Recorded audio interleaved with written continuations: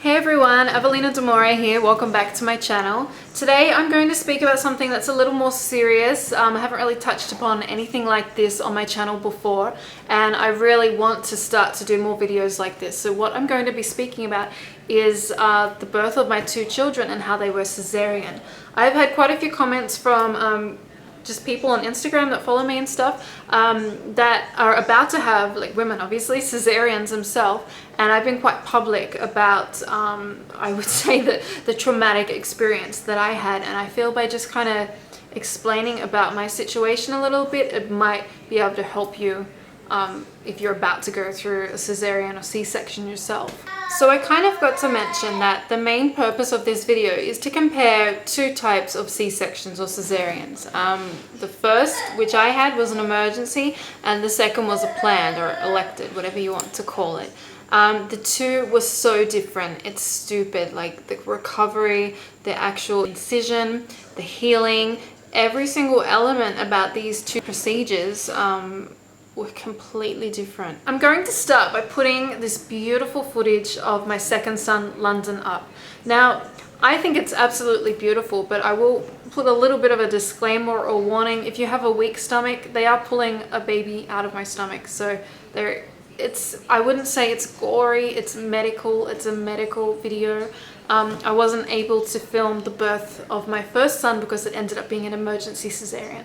But this footage is so precious to me because when you're lying down on that bench and they've got that dreaded blue sheet up, you cannot see what's happening. And I really liked that for my second son. They lowered that and I kind of got to see a little bit. It was more like the nurses were filming, so I got to watch the footage back afterwards, but I think it's just beautiful. So let's start by just giving that a watch. Okay, so I'll just show you. This is the beginning of, that's my baby. It's so crazy, like, you know when you're pregnant that there's a baby in there, but it's like you kind of don't believe it until you get to hold them.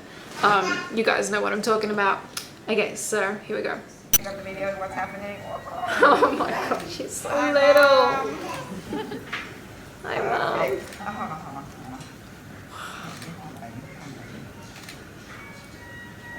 Oh, I'm trying to look up and see if I can see the baby. Does he look like steel? I just asked if he looked like steel.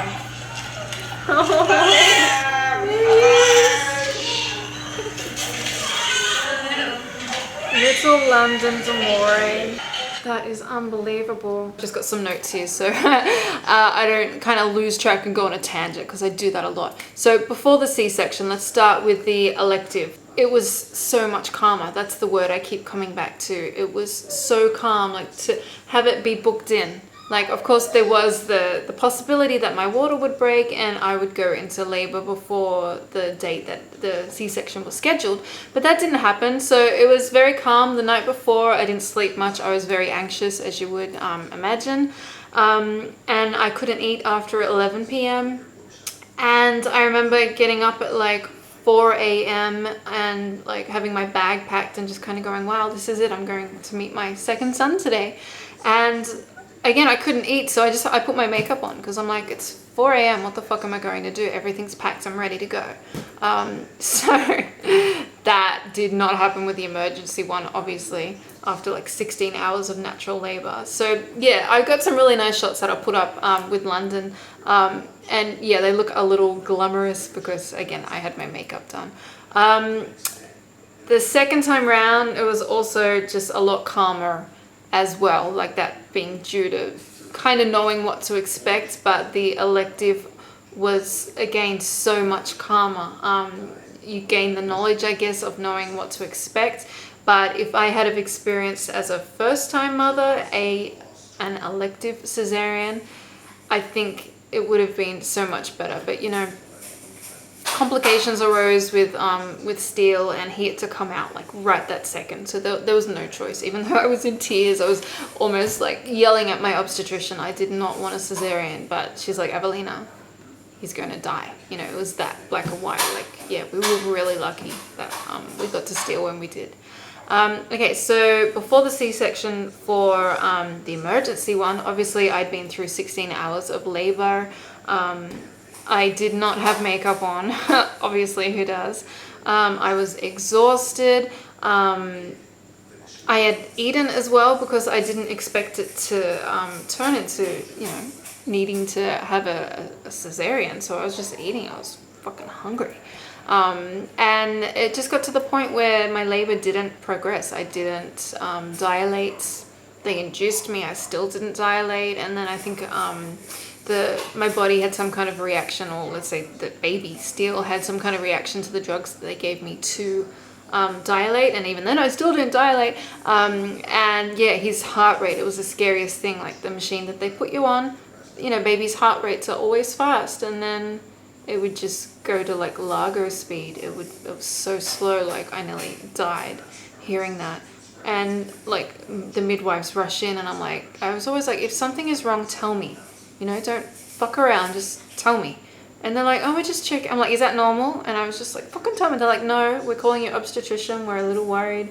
And and then the heart rate would go back up, and then it would drop down again. And they kept telling me it was just because I was sitting upright, and then they lowered me and my blood pressure was changing. Anyway, it kept going like that, and they were getting really worried. They had my obstetrician on the phone almost immediately. She was rushing over. She was like, they've got to get the baby out right now. So that was very traumatic and stressful. I was tears. I was like, I don't want a cesarean. And then my obstetrician again just said to me, like, Avelina, you don't have a choice. Like, we need to get this baby out now. So obviously it was so quick. Like within 5 minutes, it seemed. It was like a flash. She was there. They had me in there. I already had the epidural because I was like, fuck that, this hurts. Ladies, get an epidural. Don't try to be heroes. Seriously, we've already been pregnant for 9 months. We don't need to fucking prove any more shit to anyone, you know? So get the epidural. The needle is not as bad as everyone says. And yeah, they had to do some kind of top up in my wrist. That was really painful. It really stung, even though the needle was already in. And it was really cold. And I just think because of the stress, like, you know, I was freaking out. I'm like, oh my gosh, is my baby going to survive, you know, after 9 months of feeling them in your stomach? Like, it was terrible. And it just started shaking, and they wrapped me in these, like, I don't know what those steel blankets are to keep you warm and stuff. But yeah, again, it all happened so quickly. Like, I was there, the blue sheet came up. I did not believe that the top up was working, so they kept checking me with the ice. And they checked my neck, and then they put it on my belly, and they're like, can you feel that? I'm like, feel what? And they're like, okay, it's working. I'm like, fucking do it again, please. And they're like, okay, can you feel this? Yeah, that's fine. And then they'd go down. I'm like, just one more time, just to be fucking safe. And they're like, the nurse said, Avelina, they've already cut you. I'm like, oh good, okay, go ahead. And meanwhile, I'm like crying, oh my baby. And then I still couldn't see because the blue sheet was up. That was the difference with the emergency too. It was all so quick. There was like 20 people in the room. The sheet was up. I couldn't see anything. Vaughn was right next to me. He couldn't see what was going on. And then they just pull up this baby. I still couldn't see. Vaughn could see still, obviously. And then they went and checked him, and he was a little bit blue and stuff, but healthy, thank God. And my obstetrician said we're very lucky that we got him out that quickly, because the cord was wrapped around his neck twice, as well as having some kind of reaction to the drugs that they gave me to induce me. Yeah, so we were very lucky with him. Obviously, no regrets when it's like life and death like that. You know, I always say, if I was in the 16th century and I didn't, like, my body didn't dilate, I don't produce breast milk, like, as enough to feed a baby. I'll go into that down the track. Yeah, like, how the fuck, like, the baby would have died, because, like, they didn't do C-sections back then. Now, with the elective cesarean, obviously, I knew that was coming second time around, so I had a birth plan in place. And I highly recommend this to any mother, because, you know, you go in thinking you're going to have a natural birth, and then, you know, complications arise like they did in mine. And then all these things that you don't even think about happen, and you don't have to be a Nazi with it. You don't have to, you know, try to foresee every single element that's going to happen. But the main questions you should, like, ask your midwives or doctors or whatever, whether you're private or public, it doesn't matter. Ask, what happens to my baby if I have an emergency cesarean? What happens to my baby if I have an elective cesarean? As in, how soon do you get the baby? because that's something that really freaked me out with the emergency one. And apparently I was so crazy that the nurse there that was looking after me in the was it, I've got the word written down here because I can't think about it. Oh my god. Recovery, that's the fucking word. Big one there. Yeah, when I was in recovery, like they took Steele away from me. This is the emergency cesarean. They took him away from me. They gave him to Vaughn. They did some checks and stuff like that, and then they had to sew me up. So that was like a good 40 minutes, I don't know. And that whole time I'm not with my baby. And then they wheel me into recovery, and I'm like, okay, where's my baby? And like, no one talks to me. They just hand me some ice cubes to fucking suck on. I'm like, I don't want ice, I want my fucking baby. After about 5 unbearable minutes, I just started to signal over to the nurse going, hey, I'm here, I just had a baby, you know, me. And I'm like, can you bring me my baby? And they're like, no, for, you know, hygiene purposes, the baby can't come into recovery. I'm like, okay, well, when the fuck can I get out of here to my baby? And she's like, oh, you have to stay in here for half an hour. I'm like, half an hour? 5 minutes felt like hell. Like I've just given birth. It didn't even feel like birth, you know what I mean, because of the cesarean.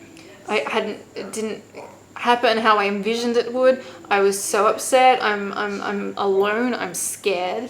I can't feel my legs. And I'm just like, where's my baby? Like, did this happen? You know what I mean?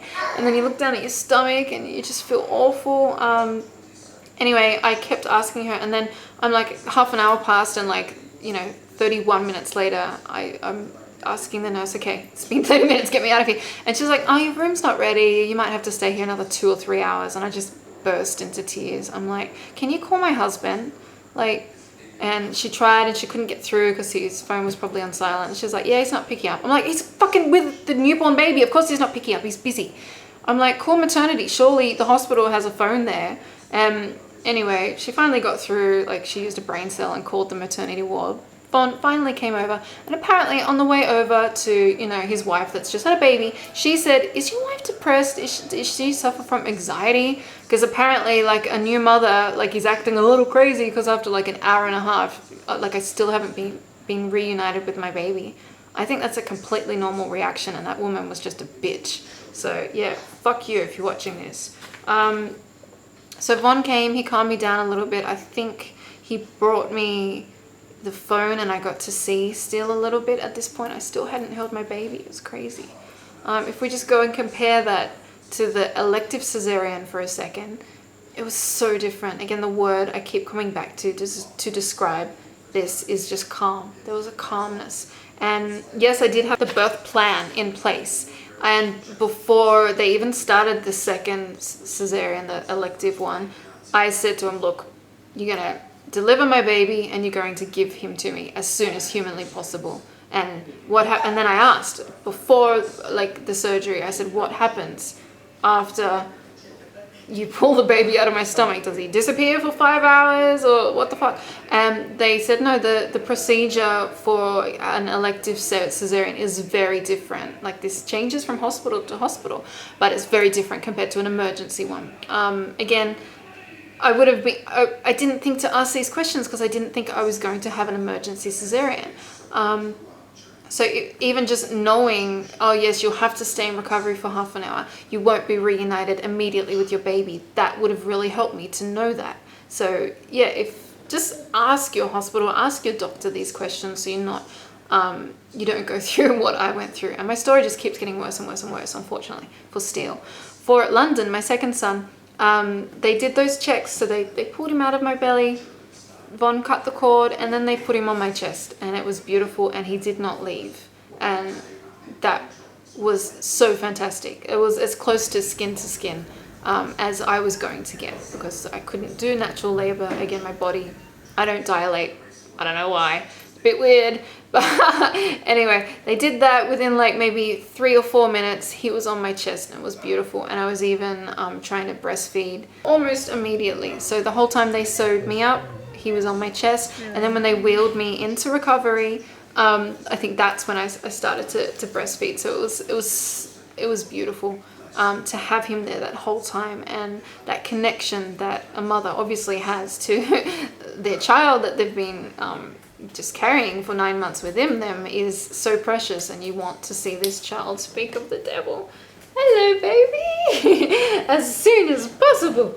Hello. Look at you. So he's come to join me in this video, little London here. Hi, baby. So he is now 8 months old.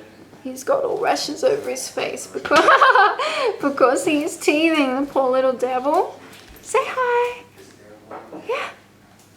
So this is my elective cesarean baby. Oh, hello. Yeah, wasn't it beautiful? They gave him to me straight away. And yeah, once I was in recovery, they just raised up the bed that I was in, and I breastfed him straight away, even though I just had the colostrum, you know, that stuff. He was so happy. And it was beautiful. Again, he did not leave my side and was still, like, I didn't see him for like 2 hours. Didn't I? Yeah. Well, you wouldn't know, you weren't here yet, but it was a long time. It was very different. Okay, say bye-bye. You go to bed now. Okay, say bye. Bye, YouTube.